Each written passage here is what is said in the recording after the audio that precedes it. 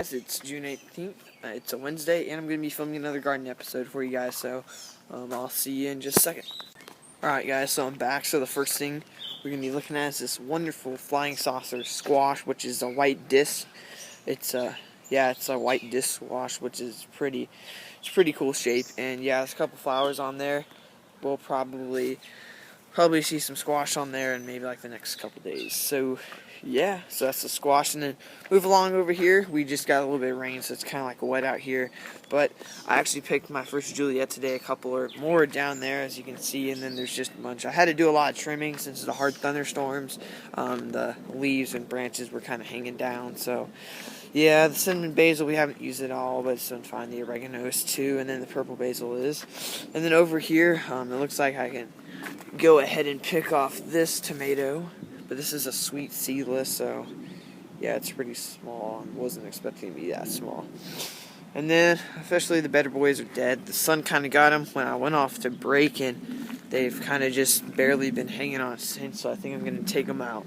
And I guess I'll see you guys over at the peppers.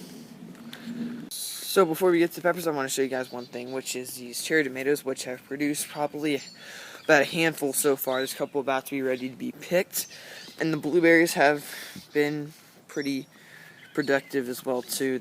We haven't got like so many blueberries, but we have got a lot of raspberries which are down there. But the peppers, I mean, they're doing okay. They could be doing better at this time. They could be growing a lot more, but I guess, I don't know, this year's some problem.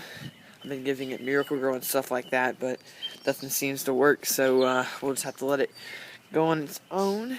And then the raspberries, what I was talking about is we have this, well, my neighbor has this big old bush, and then as y'all can see, we have raspberries that look like that all around this whole plant. And then back here, I haven't showed you guys these yet, but we actually do have blackberries, which right now they're at the red stage and probably going to be black sometime soon in the next week or so. So yeah, so the next thing I'm going to show you guys is a helpful tip.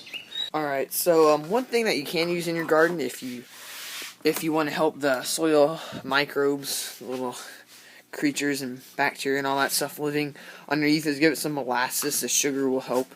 It's indirect fertilizer, but it'll help those microorganisms feed. They'll feed off of this stuff, and then they'll send it up to the plants, and everything you can see green on the plants and the leaves is actually sugar, so that's why it's good. And I haven't used it, so I'll see how it impacts the plants. I've done it on most of my plants, and make sure to get the unsulfured kind. I got this one from Target, so you can get it there.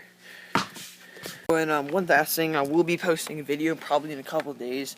I'm about to go up to the mountains a little bit farther north than here, so I'm going to be showing you guys some of the apple trees that are actually up there that we've had in there for about 6 years, but this is the first year that we believe that they're starting to produce apples. There's about 30 on there, so we'll see if they survive and not get eaten by the deer, and if they are, I'll post a video of me harvesting them.